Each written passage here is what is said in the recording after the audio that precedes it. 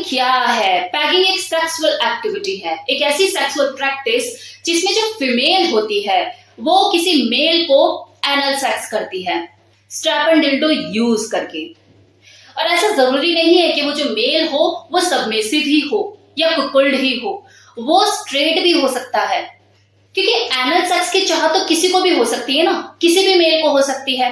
ऐसे कितने ही ऐसे मेल होते हैं जो कि एनल सेक्स करके ही स्टिमुलेट होते हैं, अराउज होते हैं, अपना ऑर्गेज्म तक पहुंचते हैं। और देखो इसके पीछे ना एक साइंटिफिक रीजन भी है। जैसे कोई जो फीमेल होती है उसका जो जी स्पॉट होता है, अगर कोई जो मेल है उसे अच्छे से स्टिमुलेट कर दे, उसके जी स्पॉट को अच्छे से स्टिमुलेट कर दे, तो वो बहुत ज्यादा अराउज फील करती है, और इतना अराउज फील करती है कि वो स्क्वाटिंग तक करती है कुछ फीमेल तो। सेम इसी तरह से मेल के अंदर भी ये चीज होती है, उसके अंदर पी स्पॉट होता है। P spot stand for prostate gland, जो कि पेनिस और रेक्टम के बीच में लोकेटेड होता है। और इस ग्लैंड का बहुत ही इंपॉर्टेंट फंक्शन होता है रिप्रोडक्शन में, क्योंकि ये सीमन फ्लूइड को सप्लाई करता है, और इस तक पहुंचने का सिर्फ एक ही जरिया होता है, दैट इज एनल। और यही एक रीजन है कि जब कोई फीमेल किसी मेल को एनल सेक्स करती है, मतलब डिल्डो से पेनिट्रेट करती है उसके एनल में, तो वो उसके रेक्टम को जाकर फोर्स करता है, प्रेशर लगाता है, जिसकी वजह से जो मेल होता है, जो आदमी होता है, वो स्टिमुलेट होता है, अराउज होता है, उसे बहुत ज्यादा प्लेजर मिलता है, और वो हाईली इजैकुलेशन को फील करता है। इनफैक्ट कुछ मेल तो इस तरह से प्लेजर फील करते हैं कि उनकी मॉर्निंग तक निकलती है। मतलब आपने सुना होगा कि खुद भी देखा होगा कि फीमेल ज्यादातर सिस्कारियां भरती हैं, लेकिन कुछ मेल ऐसा प्लेजर फील करते हैं एनल सेक्स के थ्रू कि उनकी सिस्कारियां निकलती है। पैगिंग जो सेक्सुअल एक्ट है, ये ना सिर्फ उसके लिए प्लेजरेबल होता है जो इसे करवाता है, बल्कि उसके लिए भी कहीं ना कहीं प्लेजरेबल होता है जो इसे करता है। आई मीन वो फीमेल जो कि अपने मेल पार्टनर को पैगिंग करती है, एनल सेक्स करती है, ये कहीं ना कहीं उसके लिए भी प्लेजरेबल होता है। कैसे बताऊंगी अभी। वो मेल जो कि एक बार इस एनल सेक्स का मजा ले लेते हैं, वो इस प्लेजर को फील कर लेते हैं, फिर वो रुकते नहीं है, फिर वो अपनी वाइफ से हर हफ्ते 2 हफ्ते में डिमांड करते ही रहते हैं कि भाई मुझे एनल सेक्स करो, डिल्डो से मेरे को पेनिट्रेट करो। और जो वाइफ है उसे भी मजा आता है, कहीं ना कहीं वो भी इस फीलिंग को एंजॉय करती है। शौक लग रहा है ना आप लोगों को सुन के कि ऐसी भी वाइफ होती है जो अपने हस्बैंड को एनल सेक्स करती है और एंजॉय करती है? तो ये होती हैं, इसलिए एंजॉय कर पाती है क्योंकि ये दोनों जो कपल होते हैं हस्बैंड वाइफ, ये होते इसी ओपन माइंडसेट के हैं। वो अपनी फैंटेसी को खुलकर जीते हैं, ना हस्बैंड अपनी वाइफ से कुछ छुपाता, ना वाइफ अपनी हस्बैंड से कुछ छुपाती। अगर उनकी वो फैंटेसी है तो वो चीजों को समझती है, छीछी शेम शेम नहीं करती है।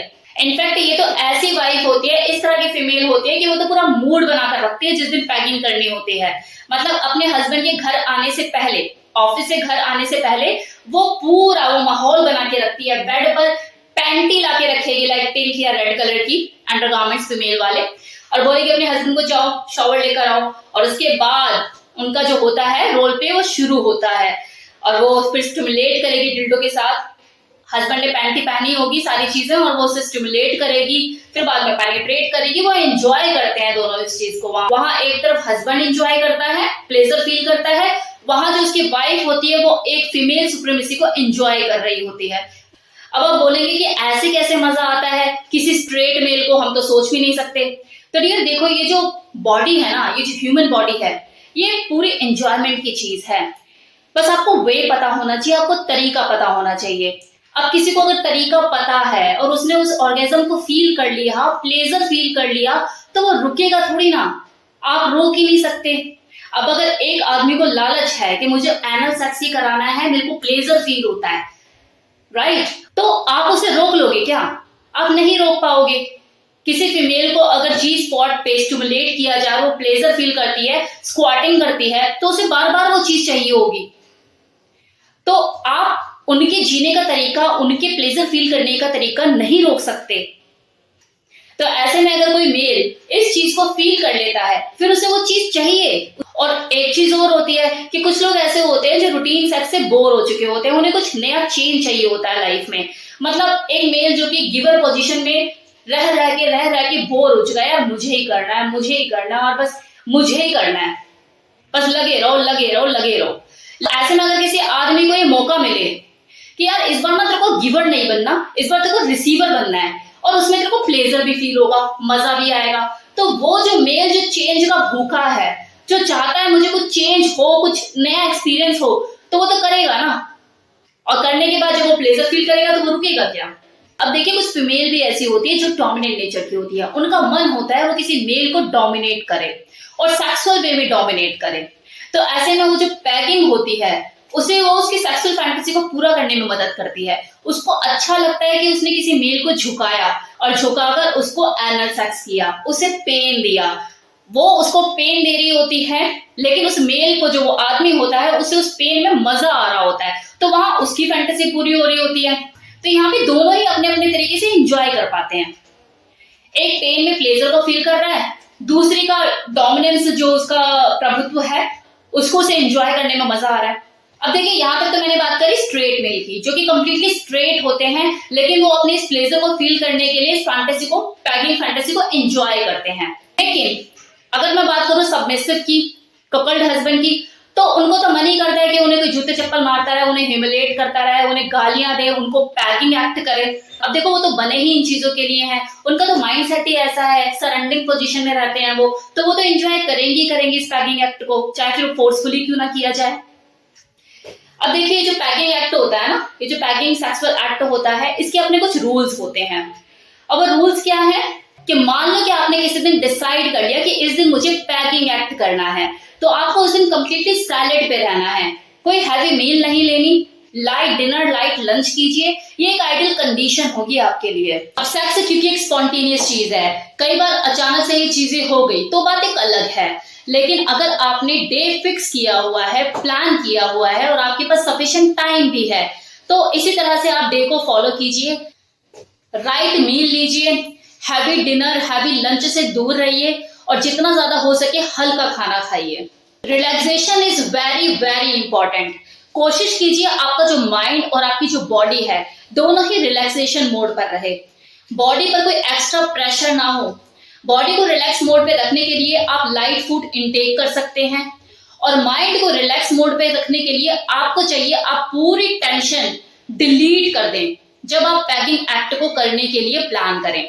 अगर आपकी बॉडी और माइंड दोनों में ही ट्विनिंग नहीं बैठेगी, दोनों ही रिलैक्सेशन मोड पर नहीं होंगे, तो एनल सेक्स के दौरान आपका जो एनस है वो रिसीविंग मोड पर नहीं आ पाएगा और आपको प्लेजर फील होने की बजाय पेन फील होगा और आपका जो पैगिंग एक्ट है ये सक्सेसफुली हो ही नहीं पाएगा।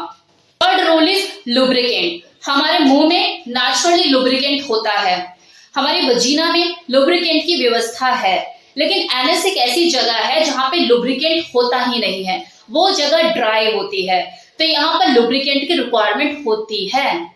तो आप जब भी एनल सेक्स करें एक अच्छी क्वालिटी का लुब्रिकेंट यूज करना ना भूलें। ऐसे यूज नहीं करना है आपको कि पानी की तरह नदियां बहा दो।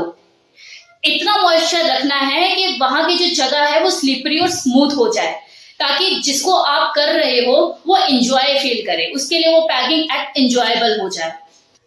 फोर्थ पॉइंट, पैगिंग एक्ट के दौरान दो लोगों के बीच में कम्युनिकेशन होना बहुत जरूरी है। मतलब गिवर के बीच में भी और रिसीवर के बीच में भी।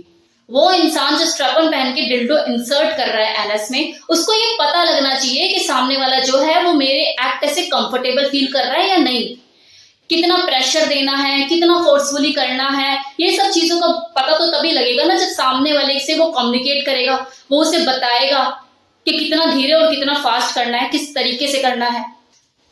तो इस एक्ट के दौरान एक दूसरे से बात करते रहिए। कम्युनिकेशन इज अ की ऑफ हेल्दी पैगिंग। और चलो अगर एक बार सही से नहीं होता है तो ये जरूरी नहीं है कि दूसरी बार सक्सेसफुली नहीं होगा। प्रैक्टिस मेक्स मैन परफेक्ट, सुना ही होगा आपने। अब बात कर लेते हैं उन लोगों की जो स्ट्रेट और सबमिसिव कैटेगरी में नहीं आते लेकिन पैगिंग एक्ट को एंजॉय करते हैं। तो उनमें से कुछ लोग होते हैं जो कि गे होते हैं, जो गे कैटेगरी में आते हैं वो इस पैगिंग एक्ट को एंजॉय करते हैं।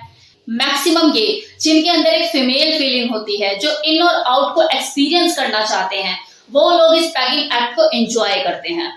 अब वो मेल जो कि क्रॉस ड्रेसर होते हैं, लेकिन वो जो कि बॉटम होते हैं, उनके अंदर जो छुपी हुई फीमेल होती है वो हिलोरे मार रही होती है बाहर निकलने के लिए, एक अंदर से एक तड़पन होती है। तो वो लोग भी जो होते हैं इस पैगिंग एक्ट को एंजॉय करते हैं, एनल सेक्स को एंजॉय करते हैं। अब वो भी लोग होते हैं जो फीमेल कैटेगरी में आते हैं, जो कि खुद झुक भी सकते हैं और सामने वाले को झुका भी देते हैं। तो ऐसे लोगों की तो बहुत ज्यादा डिमांड होती है। तो ये लोग 2 in 1 फॉर्म में होते हैं और ये टैगिंग करना भी पसंद करते हैं और करवाना भी पसंद करते हैं। Now time for conclusion. Sex चाहे किसी भी तरह का हो, किसी भी प्रकार का हो, वो प्लेजरेबल तभी होता है जब उस पर्टिकुलर सेक्स के दौरान कोई मेल या फीमेल सेंसेशन फील कर पाता है, वो प्लेजर फील कर पाता है। तो जैसे कोई जो फीमेल होती है उसके अंदर एक जी स्पॉट होता है, क्लिट होता है। जब मेल उस क्लिट के साथ खेलता है, उसके जी स्पॉट को स्टिमुलेट करता है, तो वो फीमेल अराउज होती है, प्लेजर फील करती है। सेम चीज उस मेल के साथ है। जब कोई फीमेल उस मेल को एनल सेक्स करती है, उसके पी स्पॉट को स्टिमुलेट करती है, तो वो जो मेल होता है वो प्लेजर फील करता है, अराउज होता है। और जब वो मेल इस एंजॉयमेंट का, इस प्लेजर को फील करने का तरीका जान जाता है, फिर वो उसे बार बार करना चाहता है, हर बार करना चाहता है। That's it. तो कैसा लगा वीडियो बताना मत भूलिएगा। टैगिंग।